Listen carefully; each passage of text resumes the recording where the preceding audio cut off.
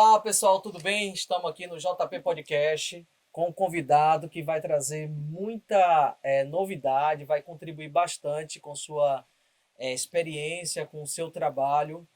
Eu já vou aproveitando, dizendo assim, convide seu amigo, seu colega, algum vizinho, dê aquele like, se inscreva no meu canal, que é o Jutônio Pereira. Também convido para você me seguir no Instagram, que é @coach.inteligência. Mas se você colocar Jutônio Pereira, pode ter certeza que você vai me encontrar também, porque com esse nome, então você me acha em qualquer lugar. Então, gente, assim, satisfação, convida mais as pessoas que estão aí. Estou dando aqui já assinando para as pessoas que estão entrando aqui na live, que estamos ao vivo. E gravando o JP Podcast, mais um episódio onde a gente traz essa mudança de mentalidade, esse despertar em busca do autoconhecimento para se realmente tornar essa pessoa maravilhosa, extraordinária que você é. E hoje eu vou dizer aquela frase que eu sempre digo: tic-tac, tic-tac. Fala, extraordinários! O que é que vocês estão fazendo com sua única vida? Então, reflita. Então, doutor Alan, seja bem-vindo ao JP Podcast. É uma maravilha ter você aqui. E eu vou pedir que você possa se apresentar. E aí depois a gente vai desenrolando sobre a sua história, sobre o que você faz. E o pessoal também já vou aproveitando, quiser fazer alguma pergunta, eu tenho certeza que ele vai responder. Fique à vontade e se apresente aqui no JP Podcast. Muito obrigado, meu amigo, pelo convite. Estou muito feliz de estar aqui, tá? Nesse bate-papo. Bem, meu nome é Lance Coutinho, sou médico ginecologista formado pela Faculdade Federal de Medicina, a nossa UFBA, né? Lá no Hospital Isso, das Clínicas, onde você trabalha, né? exato. Sou muito grato no nosso hospital, que é o primeiro hospital e faculdade do Brasil, junto com a Faculdade Federal de Medicina do Rio de Janeiro. Então, nós somos realmente percussores da ciência aqui no Brasil, né? Maravilha. Cara, tenho uma grande honra de ter trabalhado lá no Hospital das Clínicas, de ter estudado na Universidade Federal de Medicina. Comecei lá no século passado, né? Em Foi ontem. 98, foi ontem, o século passado, foi ontem, né? E uma jornada longa, porque vim de uma família de pouca renda, lutei muito para poder estudar e passar nessa Universidade Federal, um curso maravilhoso, né? Apaixonante mesmo, é, onde eu tive, logo de cara lá, em ano 2000, a honra de conhecer vários médicos que realmente revolucionaram a minha mente e que trouxeram um propósito para a minha vida, né? Que bom. É, e hoje eu trabalho exatamente com isso, com o ensinamento dos mestres que eu tive na universidade, né? E a cada dia a gente tenta sempre se aperfeiçoar, né? Sempre tentando se aperfeiçoar. Então, isso é muito bom. Já falou quem é e Uhum. assim o que faz também. Mas assim, no decorrer dessa história, você trabalha hoje especificamente com o que para as pessoas que estão nos escutando? Tem interesse, assim, eu quero procurar, eu quero fazer. Qual a contribuição também que você pode trazer em relação a isso? Exatamente. Eu costumo dizer que eu trabalho com saúde, né? Eu trabalho com saúde, em busca sempre da saúde, em busca de ferramentas que tragam saúde para as pessoas e de forma mais simples possível. Como formação, eu sou médico ginecologista e obstetra, botei milhões de bebês aí no mundo, Que né? maravilha. Nas universidades públicas e nos hospitais daqui de Salvador, Roberto Santos, Maternidade Nova, Climério de Oliveira, que faz Coisa parte boa. né, a saudosa Climério de Oliveira. E hoje eu gosto muito de poder sempre me reinventar. Eu já fui professor de datilografia, já vendi polpa, já trabalhei com agropecuária, já fiz parto de Uau! animais, depois Imagine. virei médico, depois durante muito tempo obstetra. Hoje em dia eu passo mais focado na parte de hormônios, de terapia hormonal, tanto ginecologia quanto de homem, seria mais uma hormonoterapia mesmo, né? A parte de hormonoterapia. E associado a isso, nos 2 últimos anos, também me reinventei novamente para trabalhar com a parte de obesidade e sarcopenia, tá? Que a sarcopenia é perda muscular. A obesidade é ganho de gordura. Então, hoje, antes, na nossa história da nossa vida, um dos grandes problemas era a fome e a desnutrição. Uhum. Hoje é o contrário. Hoje é a desnutrição. Temos muitos alimentos, mas poucos nutrientes. Então, a obesidade é a patologia crônica não infecciosa que mais mata no mundo. Tá? E saber lidar com essa patologia necessita de todo um conhecimento para isso. Então, hoje eu sou muito focado nessa parte de tratamento da obesidade e tratamento de perda muscular, que estão intimamente associados e que causam patologias cardiovasculares, infarto, AVC, patologias até neoplásicas como câncer, né? Patologias mentais como depressão, ansiedade, entre outras. Então, se você consegue tratar dessa patologia, que é o ganho de peso excessivo, ganho de gordura excessivo e a perda de massa muscular, você consegue dar um arcabouço para que a pessoa encontre sua melhor forma física. Então, hoje, a minha proposta maior é de tratar essas duas patologias e trazer propostas que, uma vez tratada, você consiga manter para evitar o que a gente chama de efeito sanfona, que é aquela coisa perde, ganha, né? Aí, então, a gente faz um tratamento e depois altera ali hábitos de vida, ingestão de nutrientes, mudança comportamentais para que ele evite esse efeito sanfona. Perfeito. Isso é maravilhoso porque a gente percebe que a gente não vai conseguir isso, você não vai conseguir. De repente você precisa da ajuda de um profissional, precisa ter consciência de que precisa mudar. Eu acho que o primeiro passo para tudo é a pessoa ter consciência. Porque tem várias pessoas aí dentro da sociedade que elas estão com sobrepeso e ainda defendem o sobrepeso. Mas até onde eu posso defender esse sobrepeso? Até onde eu estou saudável?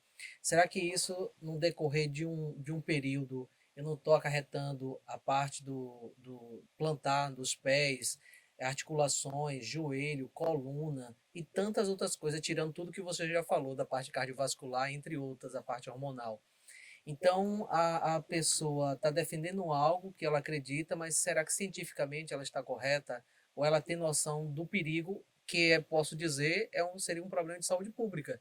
Né? Porque essa pessoa tem uma tendência de infartar, essa pessoa tem um problema de desenvolver vários tipos de doenças, e ela vai parar, ou num plano de saúde, ela vai parar no SUS.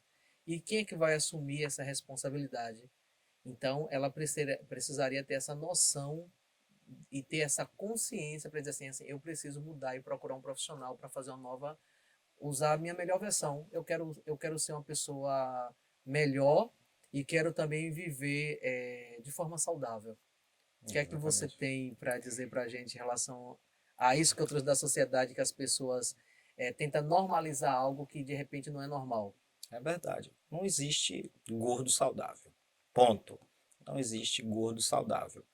A obesidade, ela só foi reconhecida como doença e colocaram o CID, que é Código Internacional de Doenças, e a Organização Mundial de Saúde só reconheceu a obesidade como doença mesmo há poucos anos. Ele chegou e fez um tratado. Não, pronto, a gente tem que colocar a obesidade realmente como doença, não como uma coisa secundária a, por exemplo, a ingesta apenas de alimentos de alto teor calórico. Não, a obesidade, assim como a diabetes, assim como a hipertensão, são doenças que a gente chama de doenças essenciais, que a partir do momento em que você liga o que a gente chama de epigenética por meio das influências externas que fazem com que o seu gene ligue determinados mecanismos celulares aquela essência que já existe na sua receitinha, na sua receita, que é o DNA, é nosso manual de instrução. Quando você dispara aqueles sinais, pronto, você começa a desenvolver aquela patologia, aquela doença. É o caso da pressão alta. Todos sabemos hoje, isso é bem claro, que uma pessoa que tem pressão alta, ela tem um maior risco de ter doenças cardiovasculares. Tanto é que a principal causa de infarto, de AVC, e a principal causa de morte no mundo é a hipertensão sistêmica. E ninguém fala, a pressão alta é uma coisa que a pessoa desenvolveu porque está estressada.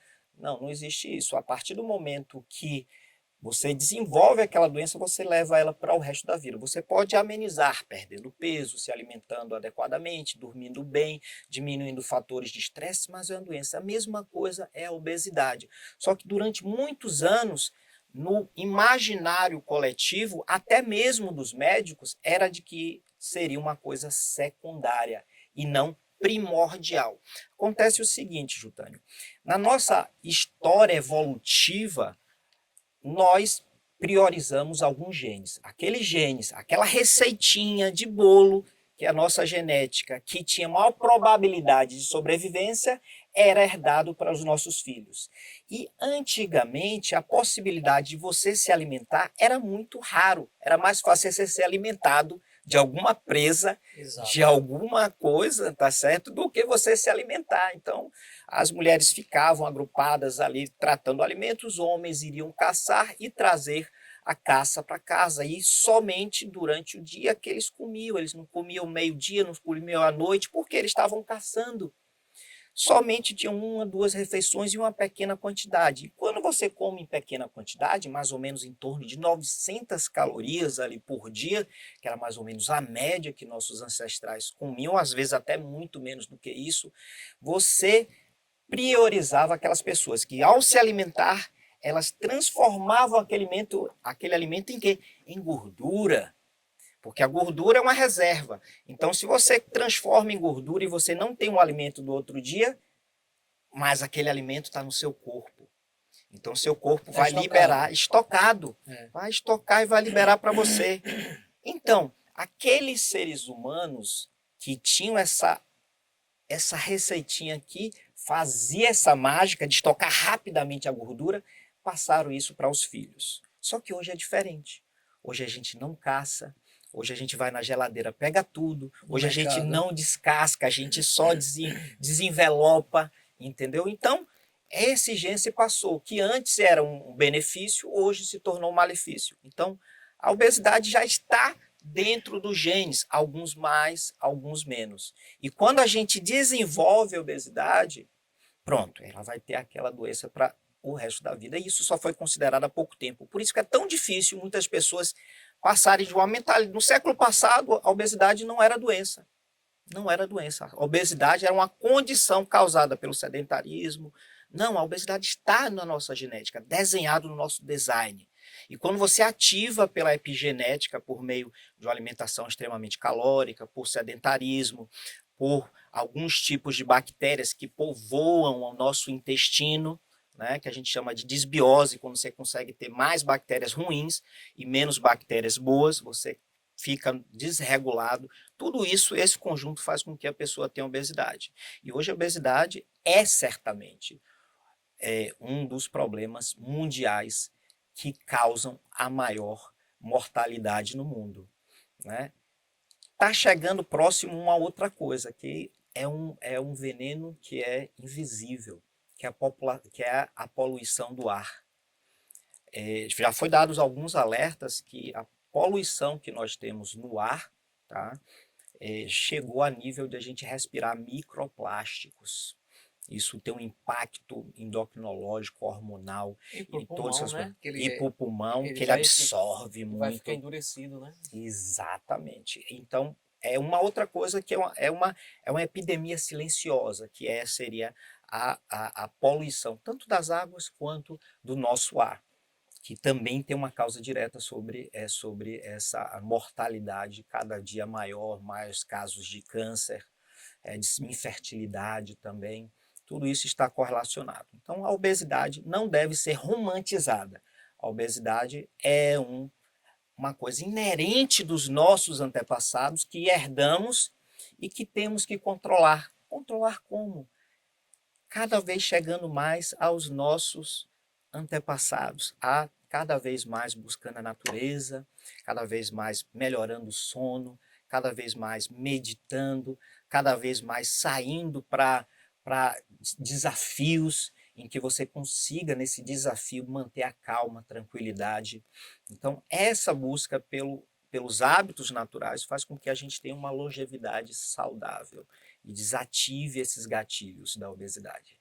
Que maravilha. Tá vendo, pessoal? Então convide os amigos, as amigas, a vizinha, sua mãe, o seu pai para vir para aqui para ver isso aqui, essa maravilha. A gente tá fazendo essa live ao mesmo tempo gravando aqui o JP Podcast. E com isso, o que é bom a gente trazer quando você falou sobre Thor e explicar para as pessoas que a gente citou o nome dele aqui, desse personagem, Por quê? E por que a gente estava falando sobre isso, né?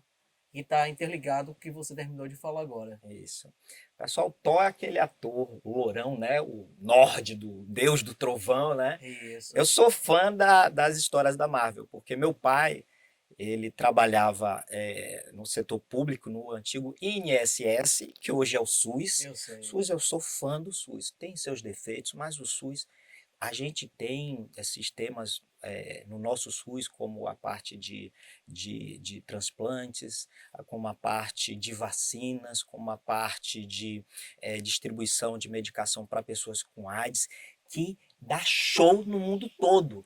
A gente tem que corrigir, lógico, mas o SUS é uma criança que nasceu há pouco tempo e está crescendo e amadurecendo. Sou completamente fã dos princípios do SUS, de equidade, de distribuição, integralidade. São três, né? Lembra? Integralidade, equidade, e tem um terceiro, e universalidade. Então, a ideia do SUS é fantástica e funciona, tá? Eu trabalhei em sistemas que funcionavam mesmo, e sou fã. E o que acontece com isso? Como meu pai também trabalhava nessa área de INSS, ele também era um grande fã de leitura e tinha bancas de revista. E eu consumia muito avidamente, foi de onde veio o meu gosto pela leitura, amo, sou um leitor assíduo, tá? E eu comecei com as histórias de heróis, que eles trazem sempre um fundo de verdade baseado em alguma mitologia, sempre tem alguma coisa ali. E o Deus Thor, apesar de arrogante e tudo, ele é muito forte, ele sempre está ali em busca do bem. E ele, durante as filmagens dos filmes deles, ele foi no médico, e esse médico ele é especialista em longevidade. E o médico fez um exame de DNA para ver no DNA qual seria a probabilidade de ele desenvolver algumas doenças. Ou seja, naquele manual de receita da estrutura física, mental e corporal dele, tinha algumas genes que têm prioridade para algum tipo de doenças, entre elas o Alzheimer. E o Alzheimer é uma doença extremamente cruel, onde você perde toda a sua personalidade, toda a sua memória. A gente sabe que uma das coisas mais importantes hoje de se encontrar é você conseguir se encontrar você mesmo. E o Alzheimer você se perde, é o intra. E o Alzheimer você perde sua identidade. Você não sabe quem são as pessoas, nem você sabe mais quem é você. Então é uma das doenças crônicas mais cruéis da humanidade. E ele tomou um choque, porque um deus grego, cheio de saúde, como assim? Eu não vou mais me reconhecer. E ele foi em busca do conhecimento. Uau. E nessa busca do conhecimento, ele encontrou uma alternativa de ensinar também para as pessoas como fazer coisas simples para desativar esses genes, para que esses genes fossem ativados mais tarde da vida e, se ativados de forma mais branda, não viesse tanto impacto. Eu digo assim o seguinte, que ele não foi só em busca do conhecimento, ele foi em busca também do autoconhecimento. Porque ele precisou se conhecer mais um pouco para dizer assim, uau, eu tenho isso aqui, era uma coisa que estava intra, e eu vou precisar cuidar para não desenvolver de forma precoce, devido à minha alimentação, a forma que eu penso, a forma que eu ajo, das coisas que eu venho fazendo na minha vida, senão isso vai vir igual uma tempestade quando ela está vindo mesmo. Então, assim, eu vou cuidar em relação a isso. Autoconhecimento e conhecimento. Mas aí tem a parte, como você falou, que ele, além dele ter esse conhecimento, ele foi buscar mais esse autoconhecimento, esse conhecimento para sanar. E que foi uma coisa que você também falou, Alan. Esse contato com a natureza, esse contato com sua ancestralidade, porque perdemos muito em relação a tudo isso e a gente vê que teve coisa que não é necessário pela vida que nós temos hoje, né? Então, você quer relatar sobre isso? Claro, claro, claro. Então ele dividiu é um documentário da BBC de Londres que passa na Disney. A gente pode falar isso? Que passa na Disney? Porque tá lá, o tá nome disponível. está disponível. Em inglês, se eu não estou, se me falha a memória, é Limitless, sem limites, tá? Com o autor de Thor. O nome dele é difícil, eu não e nesses episódios ele fala sobre ferramentas que nossos ancestrais faziam de comportamento para que tivesse uma maior longevidade. Coisas simples como jejum. Jejum, você ingerir uma baixa quantidade de calorias. Na ciência, nós temos aí duas coisas comprovadas em artigos do mundo todo que fazem com que as pessoas vivam mais. A gente tem chamado Blue Zones, zonas azuis, tá? Que são locais no mundo onde as pessoas vivem mais do que 100 anos. Eu tenho a pretensão de viver 600. Aí você vai ter que colocar aí a probabilidade. Estou conversando exatamente, com os códigos genéticos. Exato. Estou aumentando o contrato. Sim. Né? Mas a média é para ser 600.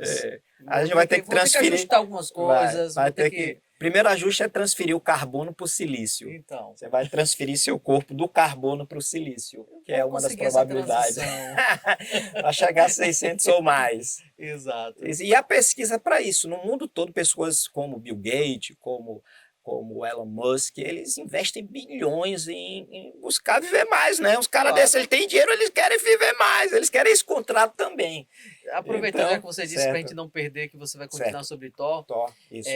Tem, já que a gente está falando, tem um filme que eu acho super interessante, que é O Destino de Júpiter, que eles abordam como a Terra fosse uma plantação. E aí vem uma colheita, que é dos seres humanos, e ele tira como fosse a energia etérea das pessoas, e eles utilizam da energia etérea para ter uma vida longa. Eles viverem milhões de anos utilizando aquele tipo de energia que seria da própria humanidade. A Matrix. Exatamente. É a Matrix, fizeram a Matrix. Como é que eu quero a pessoa aumentar? Você melhorando a sua energia e melhorando o seu corpo, né? Sim, seu corpo pode até envelhecer, mas vamos regenerar esse corpo de novo.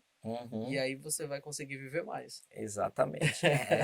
Pesquisas aí. Assim, em 1940, a média de vida era de 46 anos. 10 anos depois passou para 50. 10 anos depois passou para 60. Hoje a média de vida, expectativa de vida média das pessoas é em torno de 82 anos. Meu avô vai fazer agora 92. Exatamente, ele já passou dessa expectativa. Viu, gente? Um avô que já vai fazer 92, vai para a feira ainda fazer a feira dele. É um caminho para chegar aos 600. Já tô beirando 100 aí, chegando perto dessa genética. O 600 vai ser só um pulo.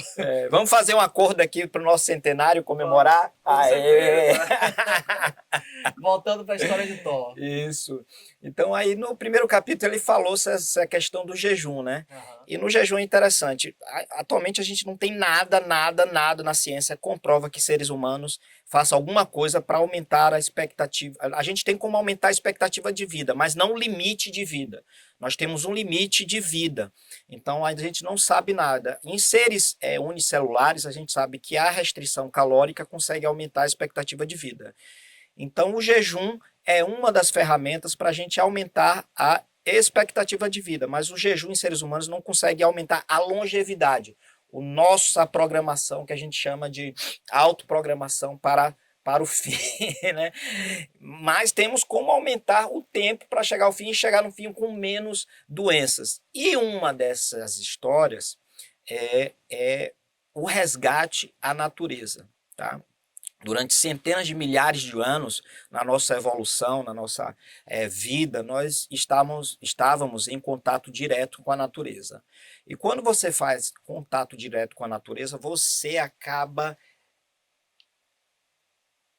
ligando diversos neurônios que na nossa vida cotidiana, em população, na cidade, nós não ligamos. Então, quando você vai para a natureza, você começa a ligar melhor sua geolocalização baseado em ruídos, cheiros naturais. Isso faz com que o seu cérebro tenha uma expansão. Bem, na minha área, por exemplo, as mulheres, quando chegam ali aos 50 anos, elas perdem um hormônio importantíssimo para a vida, chamado estradiol. E ao perder o estradiol, ela entra no que chamamos de menopausa. Ela para de menstruar. tá? E ela começa a sentir vários sintomas, são fogachos, calores, diminuição da libido, nojo do marido, depressão, ansiedade, osteoporose, aumento de risco de doenças cardiovasculares pela perda desse hormônio chamado de estradiol, que interessante. Uma coisa que às vezes até muitos médicos não sabem. Não existe hormônio masculino e hormônio feminino. O hormônio masculino, eu vou até entrar em outro assunto porque eu acho isso importante, porque esse conceito, essa corruptela da palavra de chamar hormônio masculino e hormônio feminino, deu um atraso aí de pelo menos 50 anos, de meia década, de meio centenário na ciência dos estudos da mulher. Acontece que a mulher ela tem mais testosterona no sangue do que estradiol. O estradiol é o hormônio que acaba quando a mulher para de menstruar. Tá? É o hormônio que ele vem de quem? Vem da testosterona. E quem que transforma a testosterona em estradiol é uma enzima que os cientistas chamaram de aromatase. Então, uma das coisas que foram feitas e que a ciência cada dia estuda mais chama-se aromas. Os aromas e o aroma feminino, o cheiro da mulher, o cheiro do homem, o cheiro da mulher, depende do equilíbrio desses dois hormônios, testosterona e estradiol. Para o homem ter o cheiro e a masculinidade, ele precisa de uma grande quantidade de testosterona e um terço ali, mais ou menos, de estradiol. Os níveis do homem são em torno de 700 e do estradiol em torno de 30. Já da mulher, ela também tem mais testosterona do que estradiol. A testosterona dela ali está em torno de 70 e o estradiol está em torno de 7, de 10 ali, uma quantidade menor. Só que a ciência durante séculos e até hoje os artigos científicos colocam o hormônio masculino e o hormônio feminino. Balela. A mulher precisa também da testosterona para converter em estradiol.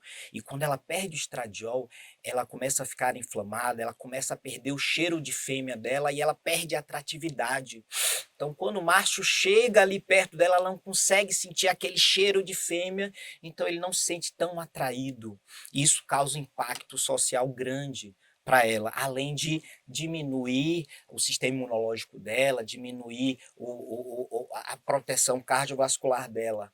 Tá? E o que isso tem a ver? Tem a ver que nesse passar dos anos, a gente vai perdendo algumas coisas que são a natureza, que tem da natureza. E uma das formas da mulher fazer com que ela tenha uma melhor qualidade de vida nesse período da menopausa, provado por artigos científicos, ela fazer caminhadas no parque.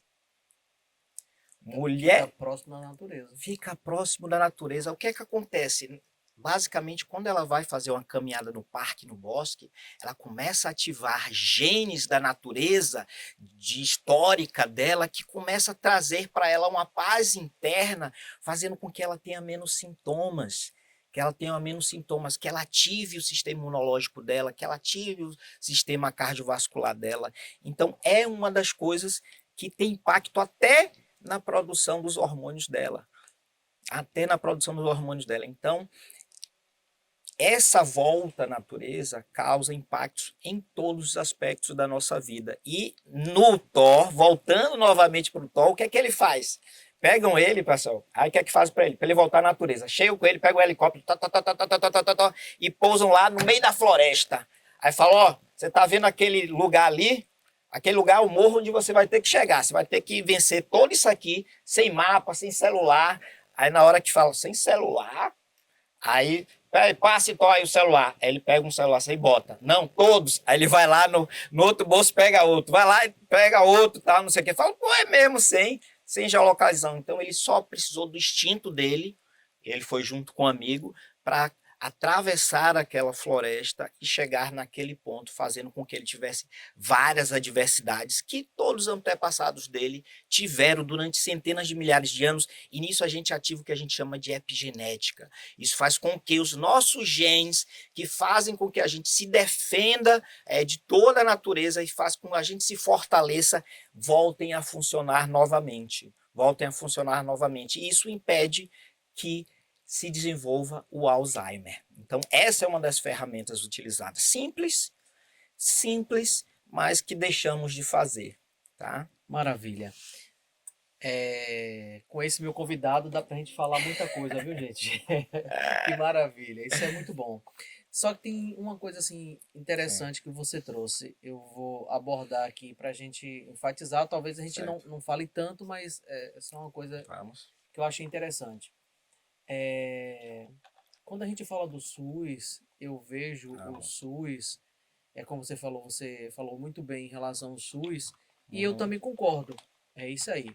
Só que para mim tem uma vírgula uhum, na situação.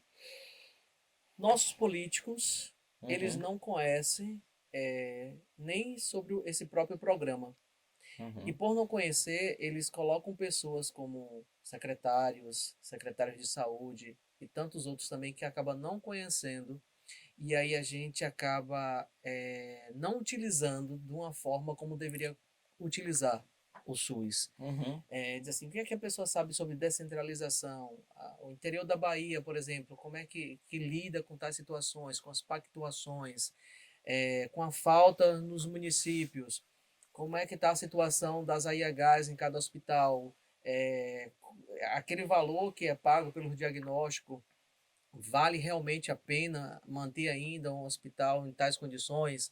O município entra com quanto sem uma saúde plena?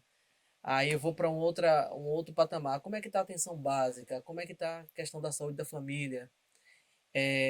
Como é que está a questão o conselho de saúde de cada município? Quem é que é o presidente do conselho de saúde? Aí eu vejo que a maioria dos municípios, que é o próprio conselho, o presidente do conselho de saúde, é o próprio secretário de saúde. Então, assim, se o próprio secretário de saúde ele vai ser o presidente do conselho, como é que ele mesmo vai fiscalizar ele mesmo? Né? uhum, Então, assim, tem várias coisas para ser resolvidas que a população não conhece.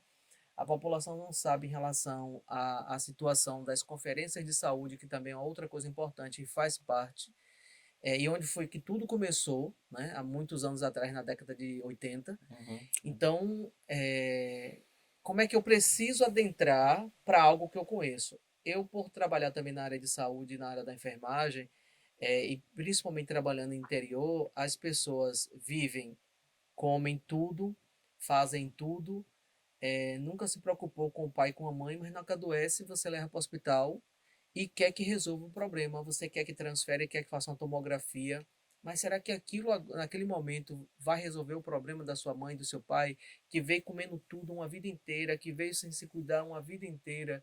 E será que vai ser agora esse momento que chegou já passando mal no hospital que eu vou resolver, nem mandando para a capital, do interior para Salvador, que talvez eu vou resolver o problema dela? Então, assim, são várias coisas que a população poderia adentrar, mas não entra, não sei porquê, que é questão educacional mesmo e os governantes fazerem com que as pessoas conhecessem mais de uma coisa que é do próprio cidadão, que é do usuário, como a gente, quem é do SUS, vai falar que é usuário, né? É, Para mim, essa situação toda, o SUS poderia estar uma outra situação, por mais que ele seja jovem no país, mas é um sistema que poderia funcionar bem melhor, agora com a educação, e principalmente dos profissionais, tem muita gente que está ali na área, mas ela não conhece. Ou eu sou um político, eu quero te contratar como meu secretário, mas será que você, só por ser médico, sabe tudo em relação ou sabe uma boa parte sobre tal situação? De repente a pessoa só tem uma especialidade, está ali naquilo e não entende nada sobre a atenção básica. Acha que a atenção básica e saúde da família vai ser a mesma coisa. E se eu não melhorar a saúde da família, eu vou cada dia mais não tenho controle familiar, não tenho a questão do hiperdia, que é trabalhar a pessoa que tem hipertensão, o diabético, e a parte da prevenção, que é uma saúde voltada para a prevenção. Porque se eu não for prevenir, então eu estou trabalhando só na parte curativa. O Claro. que é que você acha? O Sistema Único de Saúde, ele é um projeto. É um projeto. Ou é um esqueleto. Vou tentar explicar de uma forma conceitual. O Sistema Único de Saúde é um esqueleto, tá? Onde nesse esqueleto ele vai ser composto e forrado por várias camadas. Vai ter músculo, vai ter artérias, vai ter veias, até formar um corpo, tá?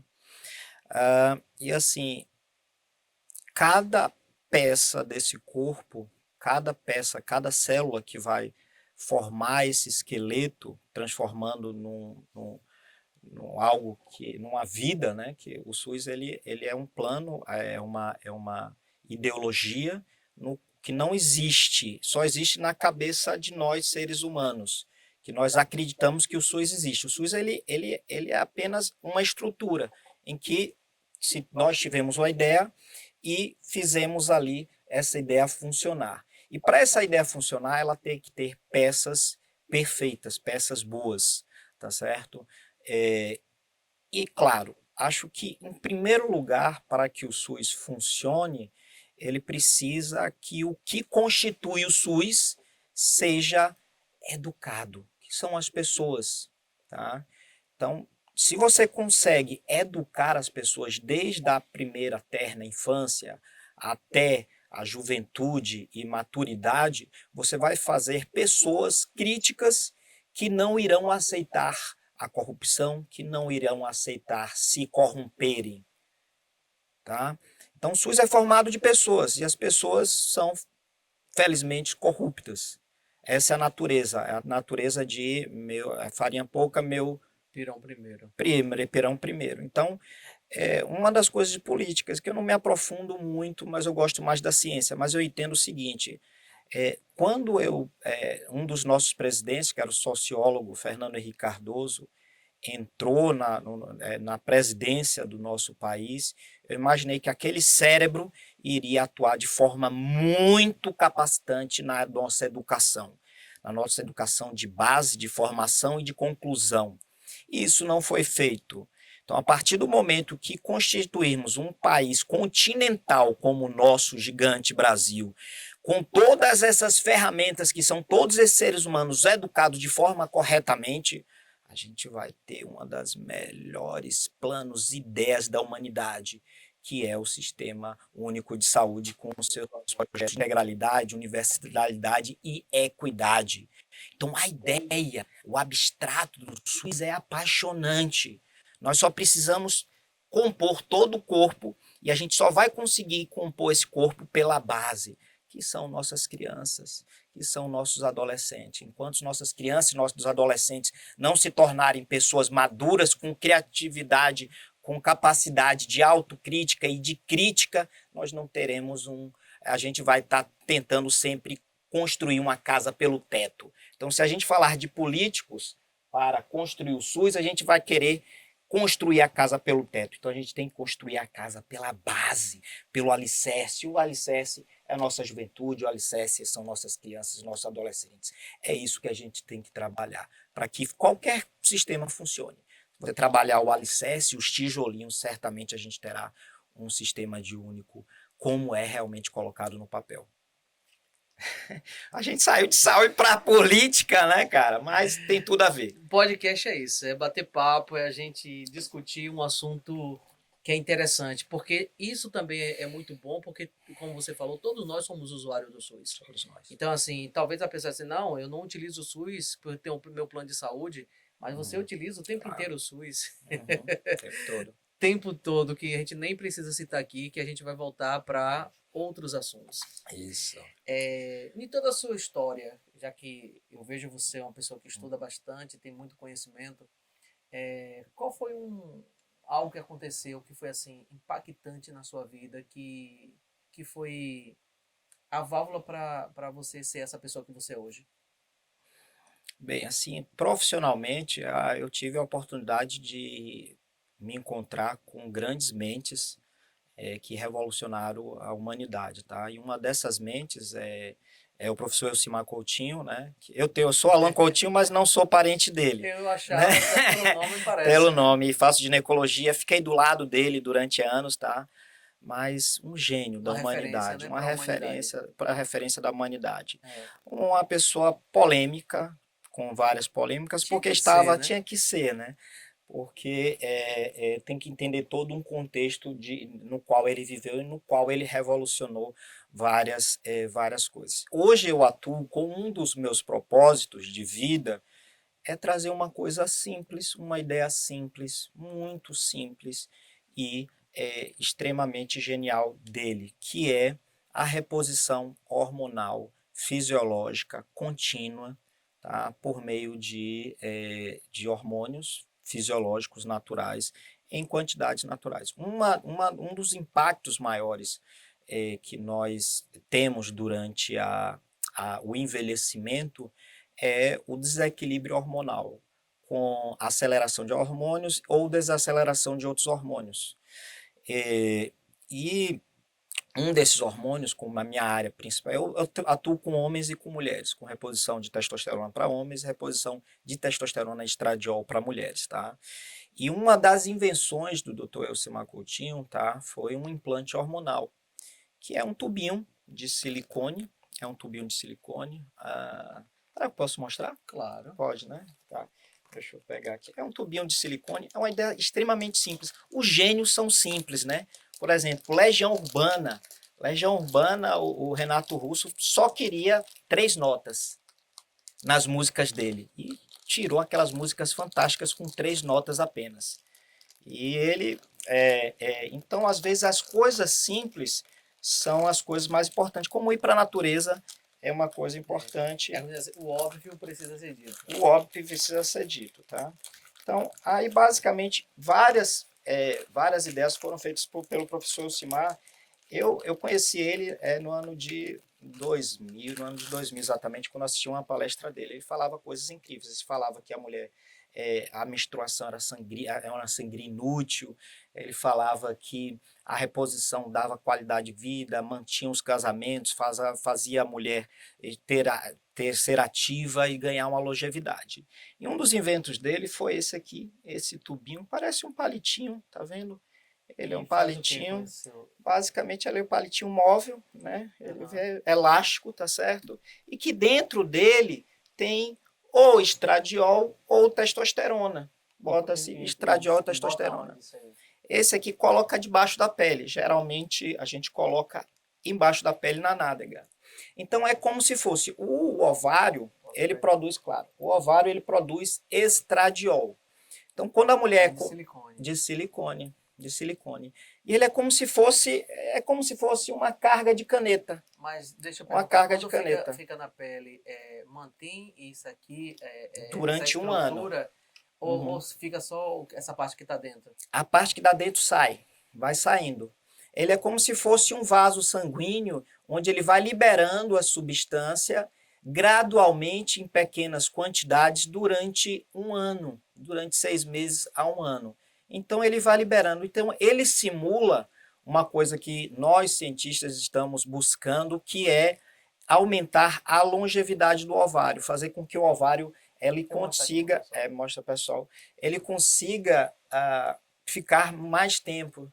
É uma estrutura simples, ele é o silicone é inerte, o nosso corpo não reconhece o silicone como um corpo estranho, tá certo?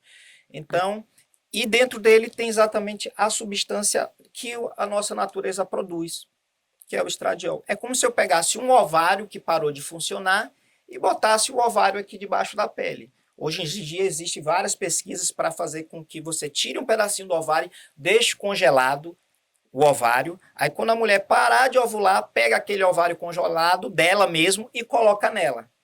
Hoje a gente ainda não tem essa tecnologia à disposição para as pessoas. Então, mas a gente tem essa tecnologia que simula o ovário, a produção do ovário. E uma das grandes coisas chama-se dose. A diferença entre o veneno E o remédio é a dose. Perfeito, é. É a dose. Tipo assim, água faz mal Não. e para uma pessoa afogado, se você dá água. Ah, Aí você acaba de matar, né? já Então, matou. já matou. Então, tudo pode fazer mal, a depender da dose. Com certeza. A depender da dose. Gente, a água é essencial, mas você não vai dar água para uma pessoa que está sobrecarregada de água, tá certo? A mesma coisa com hormônio. O que é que a gente faz? Durante a vida da mulher, ela produz, em média, durante o mês todo ali, se fazer mais ou menos uma média, em torno de 30, vou botar números assim, que variam de pessoa para pessoa. Uma pessoa mais alta com maior, vai produzir mais, uma pessoa menor vai produzir menos, mas em média ele produz em torno de 30. E quando ela entrar na menopausa, ela não produz mais nada. Mais nada. Então, ao colocar isso, a gente vai colocar na dose de quanto? De 80, 120, 200, 300? 300 é quando a mulher está ovulando. Quando a mulher está ovulando, ela produz em torno de 300 a 600. Para quê? Para atrair o macho, para ficar super fêmea, para ficar cheirosa, por causa da aromatase que traz o cheiro dela. Não sei se você já teve animal, cachorro, quando a cadela entra no cio, mesmo se ela estiver dentro da casa, os cachorros da vizinhança todos vão ao encontro dessa cadela. Ele lá não mandou nem um zap para os cachorrão, mas todos vêm ali em busca daquele cheiro. É quando ela tem um pico. Quando ela está grávida, ela produz em torno de 3.000 unidades desse aqui. 3.000 unidades dessa aqui, produz ainda muito mais, porque ela está gerando uma criança ali dentro. Então, mas eu vou botar numa dose de gravidez? Não, vou botar numa dose de ela ovulando? Não, vou botar numa dose que é uma média fisiológicazinha. E aí como é que a gente faz? A gente bota uns 4 tubinhos desse, 4 a 6 tubinhos desse, com duração de 1 ano, e ela fica ali com cheiro de fêmea, mantendo os ossos, mantendo a pele dela, envelhecendo de forma mais saudável. É claro que para isso a necessidade de uma indicação, existem indicações, contraindicações, é necessário fazer exames, avaliar, saber se a pessoa pode, não pode, qual a dosagem. Tudo isso há há critérios para isso. Mas essa simplicidade dessa ideia que ele teve, de em vez de tomar um comprimido, tá? Em vez de tomar um comprimido que a pessoa vai esquecer, e quando botar aquele comprimido vai ter doses altas demais, aquela dose sobe e desce, o que é que ele vai fazer? Ele vai fazer Pela absorção. pela absorção. Então isso aqui é como se a gente estivesse colocando um orvalhozinho na grama para a grama continuar crescendo. E você pode fazer isso durante anos. Eu tenho pacientes que iniciaram lá em 98, 1998, e até hoje estão aí, continuam lindas, saudáveis, sem osteoporose, sem... A osteoporose é uma das coisas que mais, na minha prática médica, eu tive, assim, empatia, porque a osteoporose é a perda da densidade mineral óssea, fazendo com que o osso enfraqueça. E se o osso enfraquecer, ele vai quebrar. E se ele quebrar, você vai ficar acamado. Você que é enfermeiro sabe que a escara de decúbito de pessoas que tiveram uma lesão de coluna, uma lesão de fêmur, é uma das piores formas de se adoecer, de ficar na cama E a óbito por e aí sepse, a né? óbito por sepse.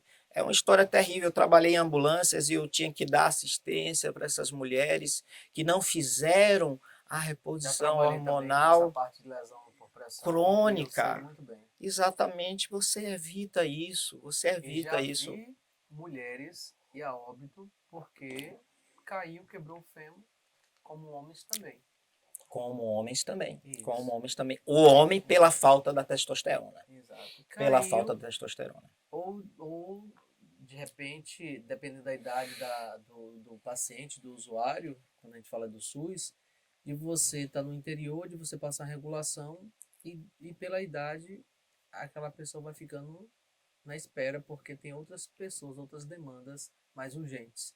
E, e infelizmente, né, ainda isso acontece. Muito, Já muito. passei muito por isso, de você ter que estar quase implorando para levar o paciente, ou ele fazer uma cicatrização por segunda intenção, porque não conseguiu fazer uma cirurgia e ter que ficar daquele jeito, como você falou, acamado pro resto da vida. Sim, sim. É uma das situações mais tristes que eu já enfrentei, né? Tanto é que os cuidadores da saúde, uma outra pessoa também fala que uma das pessoas que são referências para mim também, existe uma médica norte-americana que ela ganhou o prêmio Nobel É engraçado, né? Eu falei sobre a reposição hormonal, aí eu li um artigo dela que ela falava sobre isso, e aí eu mandei um e-mail para ela, ela me respondeu em coisa de 3 horas. Um prêmio Uau! Nobel, velho. Cara, chega, eu fico arrepiado. Os pessoal da ciência, quando você faz a pergunta certa, de forma certa, eles são super acessíveis. E ela fala sobre os telômeros. Os telômeros, eles são a ponta da nossa, é a capa do nosso livro, é a ponta do cadastro do nosso cadastro. Sabe a ponta do cadastro, aquela pontinha do cadastro ali que Que deixa faz com com que que passar no tênis, no no tênis, sapato. e ele segura toda a fiação. O que é que Uhum. acontece quando você tira o telômero? Quando você tira a ponta do cadastro, Ele vai abrir, vai ele desfiar. se desfia todo. Então, É, os nossos telômeros são a nossa ponta do cadastro. Essa mulher que é estudou no bastante DNA. isso, que é no DNA. Então, nosso código genético é protegido pelo telômero. E aí, esse telômero, com o envelhecimento, ele vai diminuindo, acabando, e aí esse nosso código genético se perde e começa a vir as doenças. Existem algumas coisas que fazem com que esses telômeros reduzam mais rapidamente. Existem testes para saber o tamanho do seu telômero. O exame de sangue faz. A gente está trazendo para a Bahia aqui. A redução do telômero tem algumas coisas. Sabe qual é a profissão das profissões estudadas por essa prêmio Nobel que mostrou uma maior redução dos nossos telômeros, os profissionais de saúde que trabalham com doenças crônicas, né? Então, o cuidar de uma pessoa que vai entrar num processo que não tem mais fim, que é sempre uma ladeira abaixo, isso traz muito sofrimento na nossa empatia. Ao nós sofrermos com a empatia, isso faz com que a gente envelheça muito mais rápido, muito mais rápido. Agora, esse envelhecimento, ele pode ser retardado por um sentimento. Essa mesma médica, ela encontrou pessoas que cuidavam de doenças crônicas que tinham um envelhecimento saudável. Essas pessoas, elas tinham um sentimento que era acima da média. Esse sentimento também está lá em Thor. No último capítulo do Sem Limites, ele fala sobre esse sentimento. Chama-se aceitação. No processo de Mais doença, aceitação de quê? Da própria pessoa, aceitação de tal situação? aceitação do presente. Ah, que é a única coisa que a gente tem. Aceitação do presente. Mas nós não vivemos no presente. A Não, gente, nem todo mundo. Porque tem gente que realmente quer viver no passado ou quer viver no futuro. Que a dá pra grande gente. maioria das pessoas. Isso. E o hoje deixa de ser vivido. Porque assim, eu quero você feliz amanhã, ou quando eu fizer aquela viagem, no meu casamento, quando eu tiver um emprego, quando eu puder fazer isso, quando eu puder fazer aquilo. Então, sempre está adiado. Então, você não está presente. O Mindfulness, por exemplo, de dizer assim, vida plena, você não está tendo uma vida plena, você está vivendo no piloto automático. E eu digo duas coisas interessantes que eu vou trazer aqui agora. Tem pessoas que talvez o seu próprio eu não existe ainda, você nem nasceu, você está num corpo, você está num planeta Terra, mas você nem nasceu ainda. E tem uma outra situação, as pessoas não se conhecem. E por não se conhecerem, então ela vai absorver aquilo que é ofertado. Então, realmente, com certeza, alguém que vive ou trabalha em ambientes que são com pacientes crônicos, que essas pessoas morrem, paciente oncológico, tantos outros, há um sofrimento. Mas até onde o sofrimento é seu ou é do outro?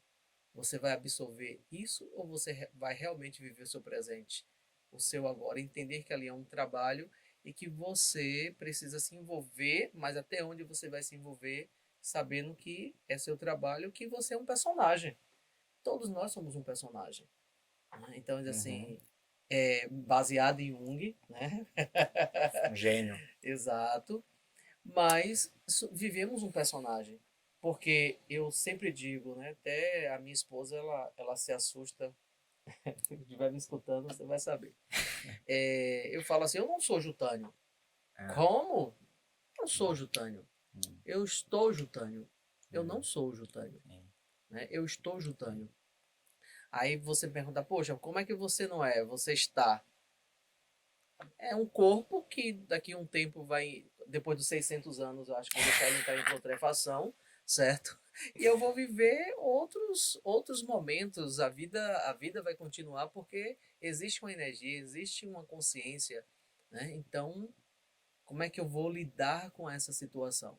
Então, isso tudo é através do que? Do autoconhecimento. Isso é através de utilizar o autoconhecimento com conhecimento para a gente dizer assim, uau, eu vou viver meu presente, vou fazer o que eu gosto, vou fazer o que eu quero e não vou esperar para amanhã e nem vou viver no passado. Que é onde a Uhum. gente vê muitos casos de fibromialgia, paciente com depressão, paciente com muita ansiedade. Como é que está essa situação? A gente tem que rever se ele está realmente aqui e agora. Exatamente, exatamente. E aí essa palavrinha, aceitação, ela, quando entendida de forma correta, ela faz com que você crie uma outra palavrinha, que é ressignificação. Você traz um significado diferente e um significado muitas vezes correto e benéfico. Então, numa situação de um tratamento de um paciente crônico em que o resultado final é o óbito e muitas vezes com sofrimento, ao você aceitar o sofrimento, ao você aceitar o fim, você vai ressignificar o seu presente. E ao ressignificar seu presente, você vai entender realmente que o presente é um presente, é uma dádiva. E você vai aproveitar aquilo ou com tristeza ou com aceitação e ressignificação, para que você tenha um aproveitamento daqueles momentos, independente do que eles sejam bons ou ruins. Eles sempre serão entendidos como uma coisa inevitável, mas que você pode ter como um significado de presente, de coisa divina que Deus lhe deu, né? Então, essas pessoas que têm essa capacidade de aceitação, que é um exercício, uma vez que todo o processo de doença ele atravessa em conjunto 4 fases, que é a fase de negação, na qual você nega. Exemplo, eu tenho pressão alta desde os 40 anos e durante muitos anos eu neguei que era uma doença crônica. Assim como muitas pessoas que têm obesidade negam que ele tem uma doença crônica e acham que aquilo é injustiça, que aquilo é algo que as coisas que estão contra ele. Mas não é ele ali em si. Depois você passa por uma fase, depois de negação, de negar, eu não tenho isso, tá errado, o exame tá errado, tá tudo errado. Você vai passar por uma segunda fase, que é uma fase de raiva, que vai entrar o cortisol, seu cortisol explode, você fica raivoso, irritado com tudo, com as pessoas, explosivo, e nada presta, todo mundo é contra você. E aí chega um momento que você cai o cortisol, você entrar em fadiga adrenal e você já não consegue fazer as coisas, se sentir bem, sentir ânimo, sentir tesão na vida, você entra na depressão. E nessa depressão você continua não aceitando e aceitando o presente ter que fazer o que tem que ser feito. E no processo de depressão você deprime, isso para qualquer doença, você deprime e por final vem a aceitação. E na aceitação não quer dizer que você, é isso e não vou fazer nada. Pelo contrário, você vai aceitar e vai ressignificar. É isso e eu vou fazer alguma coisa, eu vou tornar isso um presente que eu tenho por esse momento que eu estou vivendo. Aí você começa a realmente aderir ao tratamento, a fazer o que tem que ser feito e aceitar aquilo como uma dádiva de que tem que ser feito e que, graças a Deus, você vive numa época em que aquilo pode ser feito. O problema é que, muitas vezes, você não tem um apoio, suporte social ou apoio econômico para fazer aquilo que tem que ser feito. Isso faz com que, como no caso, voltando à escala de decúbito, você mesmo citou, a sociedade, o SUS, toda a corrupção que acontece, não dá o suporte para aquela pessoa. Ela realmente, ao aceitar aquilo, ela tem as melhores condições para poder enfrentar essa época da vida dela. Mas em base esse sentimento passa por essas fases e a gente tem que aprender tanto a aceitar isso como a entender a pessoa. Por exemplo, se você estiver num momento de raiva, porque você tem aquela doença crônica, você vai aceitar aquele momento de raiva da pessoa e vai ressignificar. Aquilo não é pessoal contra mim. Aquilo não é pessoal contra mim. Quando eu trabalhei no SUS, nas maternidades, atendi muitas mulheres gestantes em trabalho de parto, centenas de mulheres, que elas eram marginalizadas pela nossa sociedade. Elas tinham uma gravidez que não era planejada, elas tinham uma família na qual não dava suporte, elas têm uma sociedade que não deu educação, que não deu saúde para elas, então elas chegavam lá extremamente nessa segunda parte, de agressividade. Só que quando elas eram agressivas comigo, não, me largue, não sei o quê, e gritavam, e é um absurdo, não sei o quê, via tudo como coisas ruins, eu entendia que estava ali um ser humano na fase da negação. E que essa fase de negação estava prolongada porque ela não tinha suporte da sociedade. Então, eu não me chateava jamais com essa pessoa. Eu sempre falava baixo, de forma tranquila, mesmo tomando as unhadas, né? Porque é uma dor horrível o trabalho de parto, né? Daquelas unhadas de você, calma, tal, não sei o quê, entendeu? Para aceitar isso, é um trabalho de autoconsciência, de entender a pessoa, de empatia e de entender isso. Então, quando o profissional de saúde ele tem essa capacidade, que ela pode ser perdida, diga de passagem, se ele for muito testado e o sistema não tiver um suporte para ele, é o que acontece com muitos profissionais bons, de coração bom, que trabalham durante muito tempo em um sistema que não dá suporte para eles, eles acabam não entendendo isso, tá? E para entender isso e manter essa calma, essa empatia, é um trabalho a longo prazo e que você precisa de suporte também. Legal. Ah. Dentro desse meu Uhum. período de trabalhar na saúde, eu fiz 3 especialidades. Uma foi em gestão em saúde pela UFRB e também tenho obstetrícia e tenho dermatologia com esse foco em lesão por pressão. Olha só, tá vendo? E Você olha que tá. a gente nem foi combinado, hein? Não, não, não. Você Os está trazendo. assuntos, A gente assunto. trouxe. A gente trouxe 3 coisas aqui que eu gosto bastante. E quando a gente fala em obstetrícia, eu como enfermeiro obstetra, fazendo parto, acompanhando, fazendo várias orientações, eu percebo uma coisa. Eu vou trazer uma realidade que eu vejo assim da Bahia, né? Que não mudou. Eu Claro, acredito que ainda claro, claro. a gente vive muito isso. Nós temos uma saúde da família que a mulher hoje, ela no mínimo, ela tem que fazer 7 pré-natais, né? Uhum, sim, Os sim. 7 pré-natais. Só que eu discordo de uma coisa que não está dentro do saúde da família, que é a questão do enfermeiro que está lá para poder fazer esse atendimento com a mulher, que se ela não tem nenhum risco, ela vai ser acompanhada também pelo profissional da atenção básica, do PSF.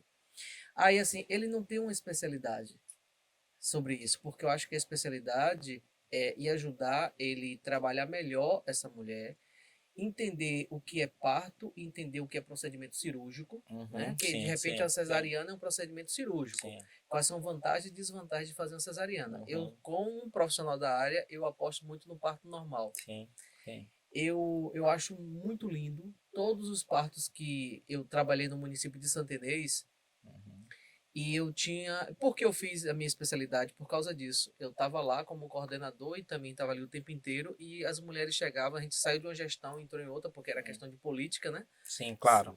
É, Isso foi em Carlos. 2012. 2012, né? 2013. Então foi essa transição de 2012 para 2013. Aí a mulher chegava com médico, enfermeiro, a gente dentro de um hospital, ela chegava assim: que hora você é transferida? Uhum, Ela já chegava já pensando nisso. Eu pensando digo assim, nisso. eu não concordo com isso. Eu digo Uhum, assim, por mais é, que eu já seja enfermeiro, uhum, eu vou fazer uma especialidade. E é, fiz a obstetrícia para poder atender essa população. uhum, E foi maravilhoso. Eu fiz um mergulho e que foi assim sensacional.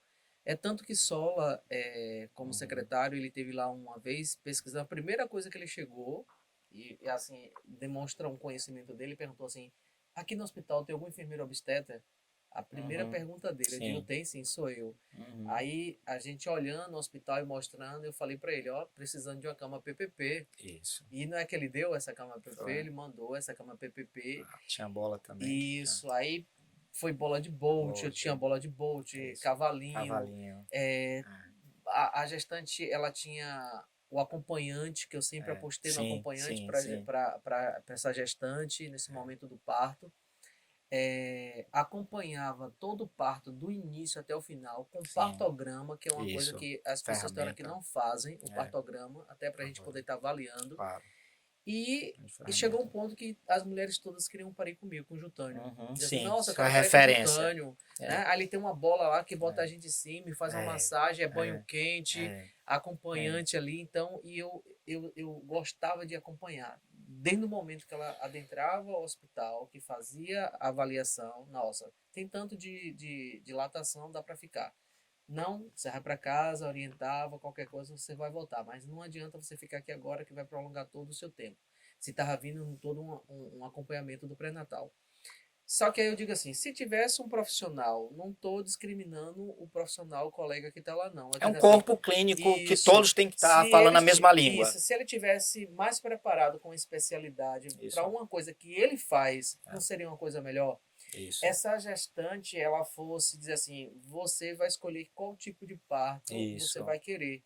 Não, Isso. Jutânia, eu quero uma cesariana, não, eu quero um Isso. parto normal. E a Isso. gente explicar para ela como é que seria. Isso. Você, Fazer isso, grupos, vamos conhecer o local onde você vai ter ensinar. seu filho, a É. maternidade, a Isso. pessoa aí, conhecer, É. saber como é que seria, do Uhum. acompanhante. Outra coisa que eu concordo Isso. é o acompanhante Educar. de toda hora, como é, Uhum. de cima da hora do parto, não. Tem como carregar aqui meu celular que está acabando? Tem. Tem. Certo. Aí, Ah. eu concordo. É toda uma estrutura educacional de todo, desde a da recepcionista Isso. a quem faz o E o pré-natal, acompanhante, ele precisa exato, e ser o acompanhante, a pessoa que acompanha ela no e que foi pré-natal, educada durante o pré-natal 9 todo para aquela meses. situação. Não é chegar Porque na para hora. muitos homens, ver a mulher sofrendo, a mulher que você ama sentindo dor, você sente dor também, cara. Mas assim, eu É. vejo o parto Ah, como. Tem três tipos de partos. Tem sim, aquele parto que a claro. mulher ela vai sentir muita dor. Que ela deseja. Isso, que Sim, ela sim. vai sentir muita dor. Ela vai ter aquela mulher que vai ter aquela dor moderada e vai ter aquela mulher que ela não vai sentir nada. Nada. Ela vai dizer Nada. assim, saiu igual Ou nasceu? quiabo. Exatamente, saiu igual Já fiz quiabo. isso. Segura que o menino já está Ela saindo. saindo. Cara, E é se a gente for lindo. analisar a fisiologia e trazendo É, a nossa ancestralidade, sim. há muito tempo atrás a mulher não tinha ninguém para poder fazer isso. Não tinha cama. Isso, não tinha Não cama. cama. No máximo É, era uma era mãe, uma cócora. companheira, uma colega ali para poder ajudar, ou muitas vezes nem tinha. É, Vamos colocar muitos anos atrás aí. é. Mas elas tinham uma coisa que hoje as mulheres não têm. Elas tinham tias e irmãs que passaram por isso e que educavam ela a ter. Exato, mas aí Né? já Famílias foi uma muito coisa. mais atrás, né? Exato, Isso lá. É, porque não tinha isso. isso. É, vamos pegar que ainda não fosse ainda nem na parte humana, Sim. uma espécie ainda de humano, que não era ainda nós, Hum. mas elas não menstruavam, se você for Não analisar. menstruava.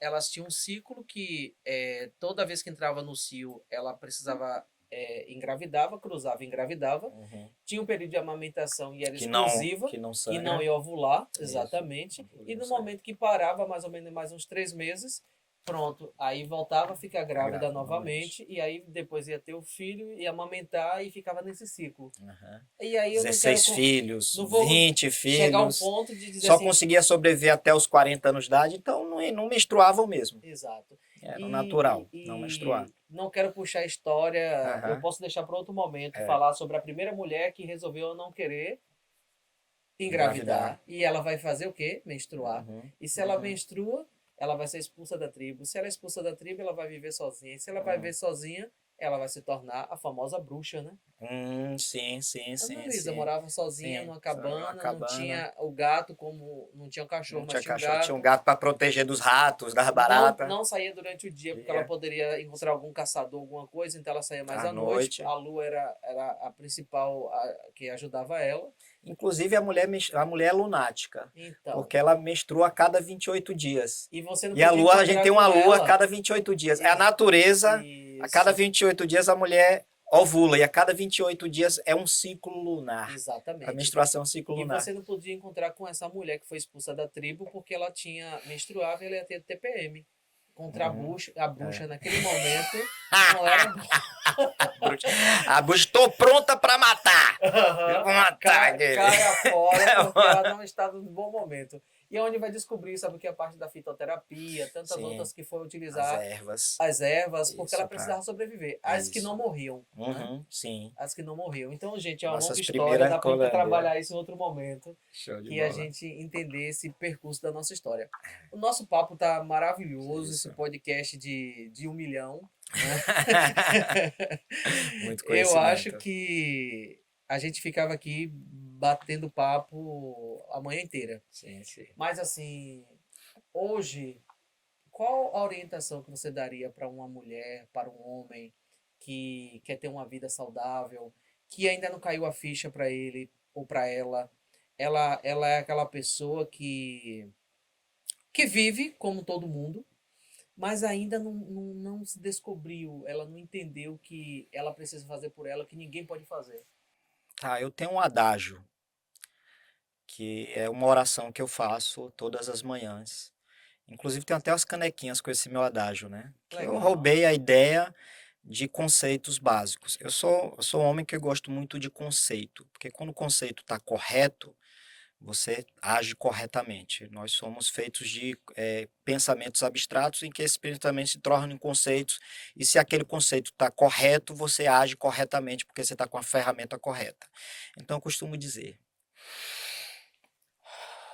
respire o silêncio, coma metade, ande o dobro, sorria o triplo, ame infinito, durma feliz e acorde para realizar sonhos. Respire o silêncio. O silêncio, a meditação, é uma ferramenta poderosa no autoconhecimento.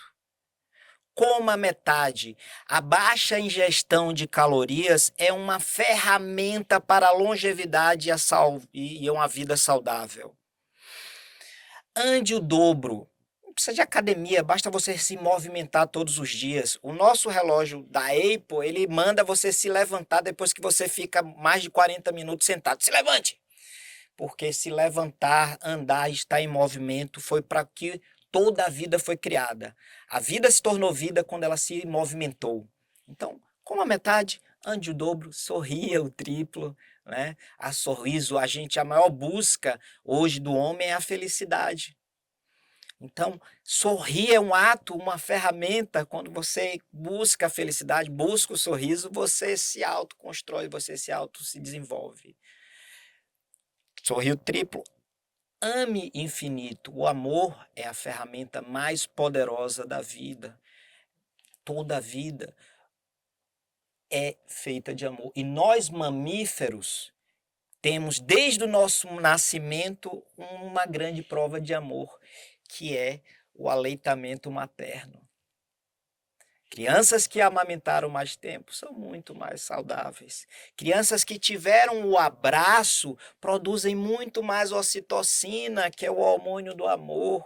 Pessoas que abraçam, crianças que não foram abraçadas porque vieram de uma gestação não planejada, não desejada, não tiveram abraço dos seus pais, estão hoje ocupando o presídio porque não foram abraçadas. E ao não ser abraçadas, ao não ter esse amor materno, esse amor familiar do pai, dos irmãos, ela desenvolveu a falta de empatia, que é a incapacidade de saber que você está machucando outro ser humano e fazendo uma coisa só para você mesmo e não para o conjunto. Então ame infinito, abrace, sorria, durma feliz. Durante anos nós tivemos o ciclo circadiano, onde dormimos à noite e acordamos no dia.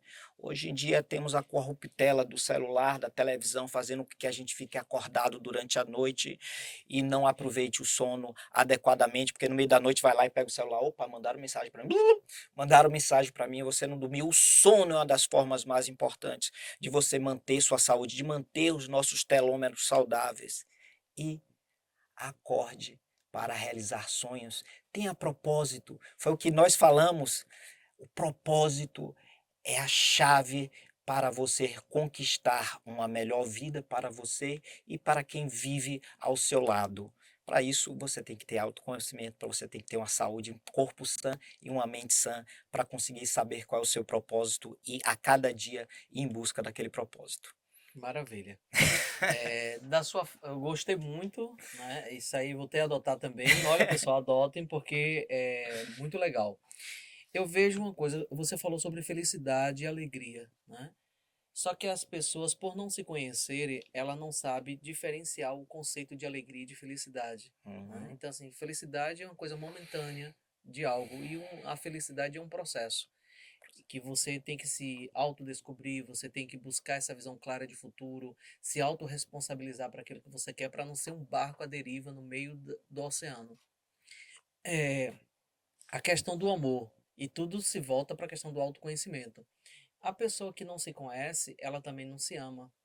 Ela vai amar baseado no que os outros falam para ela, no que os outros determinam. E hoje, como a gente vê que a mídia é centralizadora e detentora, porque tem poder quem age e quem fala, e tem o maior público, e principalmente escutando a sua fala, então a gente vê que a televisão ainda é detentora do poder de determinar, né, sobre as pessoas. Então, eu preciso me autoconhecer e a partir disso eu vou me amar. Eu vou amar do jeito que eu sou. Eu vou amar da forma que eu sou. O que é que eu também posso melhorar, né? E aí, quando eu me amo e vejo que eu preciso melhorar, viver minha melhor versão, eu também tenho condição de amar o outro. Eu vou ser compreendedor do outro. Porque até o momento eu me julgo, eu me culpo, eu utilizo o outro, como Jung fala, para projetar o tempo inteiro. Então, a gente está sempre projetando. Ah, doutor Alain, ele fala assim, ele se veste assim, ele tem tal atitude assim. Por que eu consigo mensurar? Uhum. É algo que está em Sim. você que me incomoda? Ou de repente é algo que está em você e eu não, e aí está em mim, mas você mostrou para mim como um espelho, mas eu não quero ver. E aí eu Uhum. prefiro criticar, eu prefiro falar, eu prefiro desprezar algo que eu não conheço nem em mim mesmo. Então isso tudo vai o quê? Autoconhecimento. Então, assim, você quer conhecer uma pessoa, deixa ela falar sobre ela. Porque no momento que ela vai falar sobre ela, sobre situações, a gente vai dizer assim, uau, será que ela está falando dela mesma, ela está falando do outro ou está falando sobre ela mesma? E o caminho também que eu vejo dentro dessa fala que foi muito boa é isso. Ter consciência, né? Consciência, autorresponsabilidade, visão clara de futuro. Porque quando a gente sabe para onde a gente vai, quem eu sou e para onde eu quero ir, a trilha do sucesso está só dizer assim, venha, venha É. que você está pronto para desfrutar dessa vida extraordinária.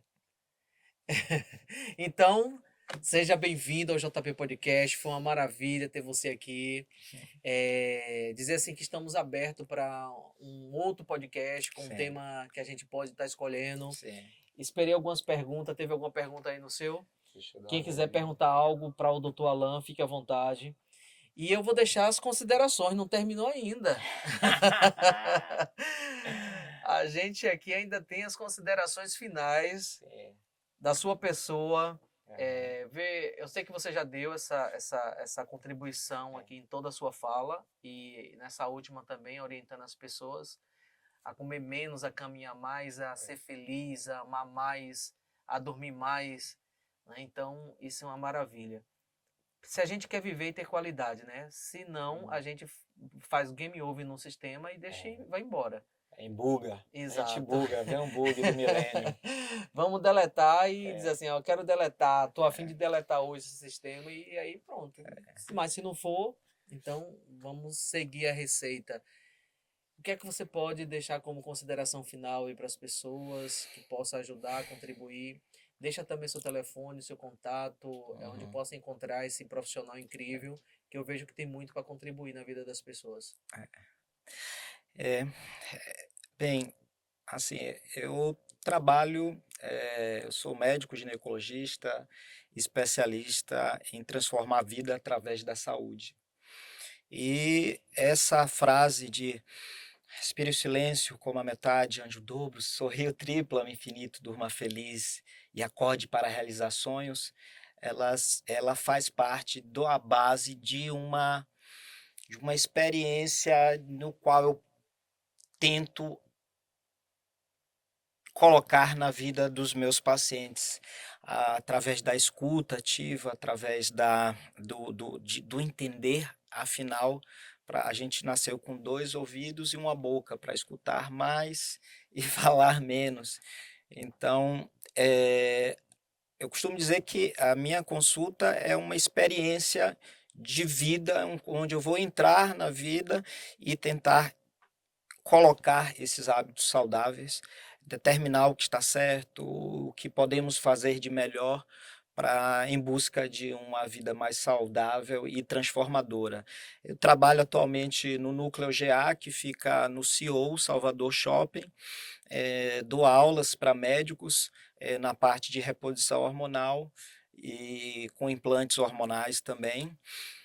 E é isso, é isso. Eu desejo a todos que vocês encontrem a sua melhor versão e possam contar comigo, contar com o Jutânio, que faz esse trabalho tão maravilhoso de mostrar para vocês a inteligência como uma ferramenta para vocês encontrarem o seu propósito. E o meu propósito de vida é me encontrar com pessoas e trazer um pouquinho do que eu aprendi para elas e aprender com elas, para juntos nós vivermos e festejarmos nosso centenário. Com certeza. 600 anos. E você, quer 600 viver anos. quanto tempo? Pois Show é, de bola. satisfação, muito obrigado. Obrigado a você.